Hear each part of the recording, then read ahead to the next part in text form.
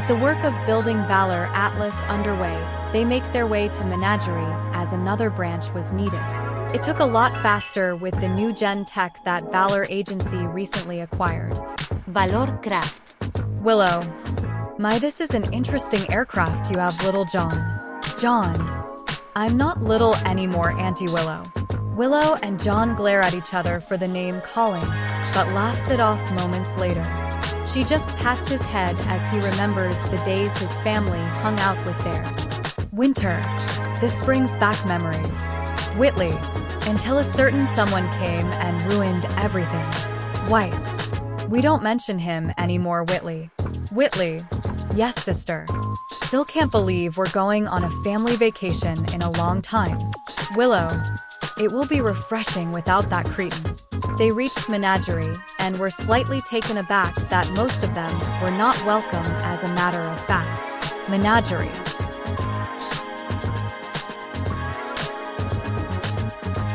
But the chieftain was alerted to their arrival as he and Callie welcomes their new guests.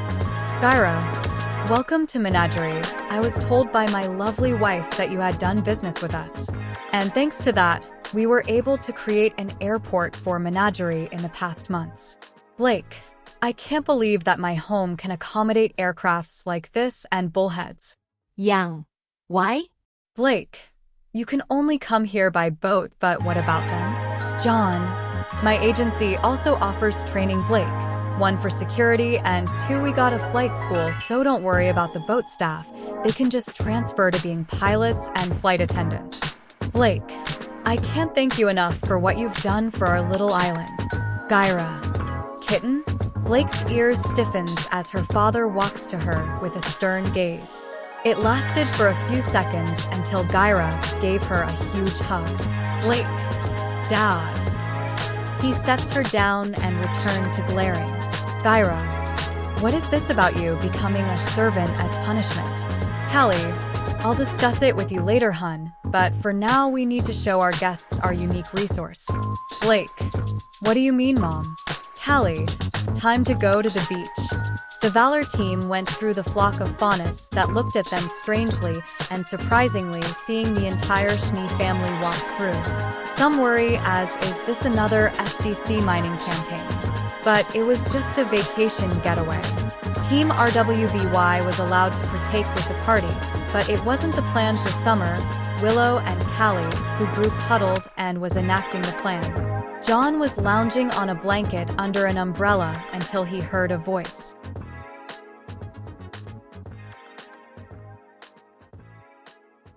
Would you like a drink, sir? John looks over only for him to blush seeing Ruby was holding a tray with a few drinks on it. John. Ruby.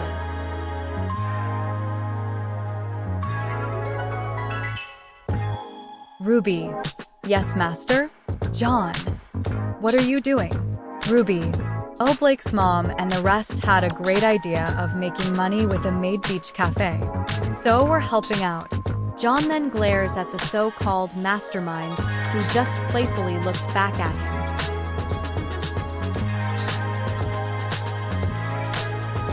The artist Isupa hasn't made any Willow art, which begs the question, why not make Willow art? John. These wenches are gonna be the end of me.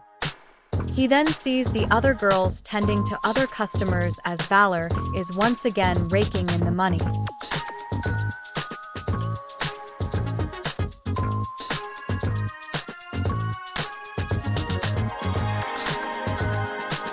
Winter. I never thought I would be put in this situation. He heard his old friend say as he looks to her only for his face to turn even more red with him questioning, where is his helmet?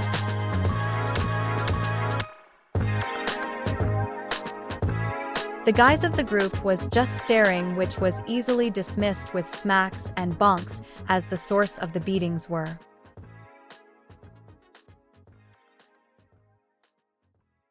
Melanie. No staring perfs. Miltia. Taking pictures will cost you money. Now pay up. The guys were forking over cash as they took pictures of the Beacon team and Team MILF. Then someone offered food and dessert to John as he turns to see his leading maid.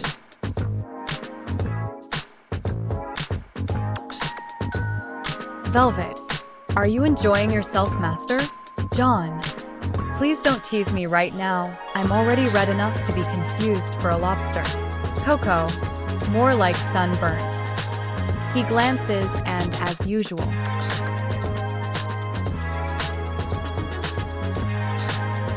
Coco, keep looking, I know I'm hot. John, is that supposed to be an impression of Yang? Coco, how can you tell?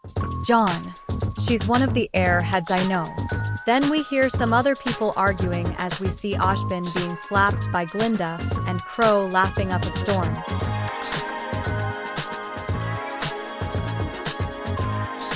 Glinda, must you be a lek?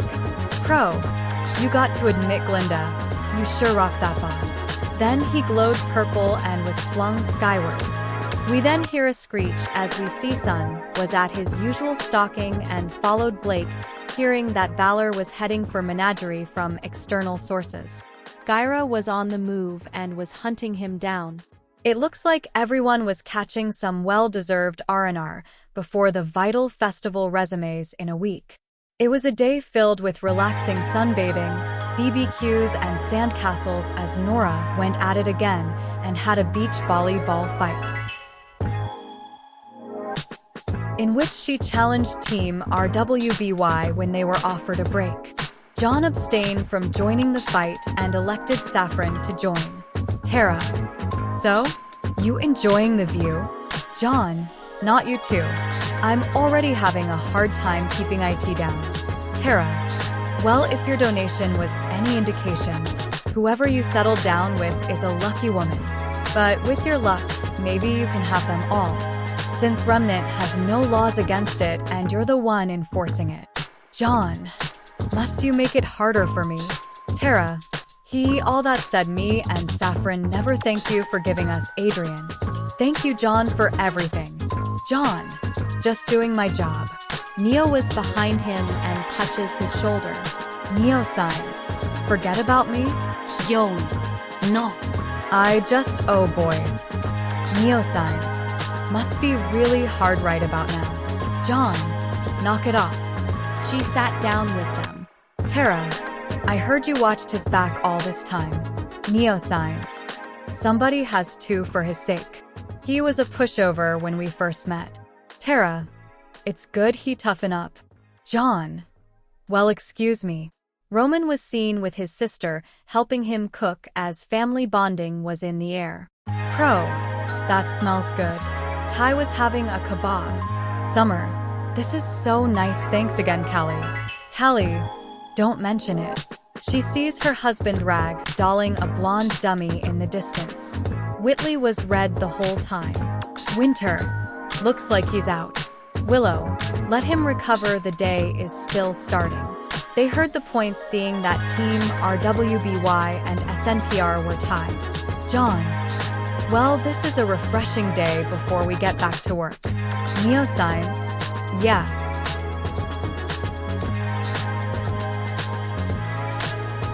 Saffron, hey lil bro, I here's that photo you were so afraid of. John, you fucking little shit.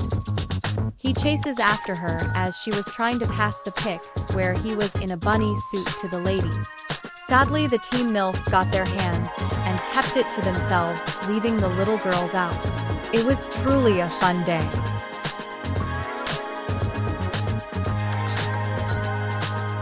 But there was one more loose end to tie as this book comes to a close.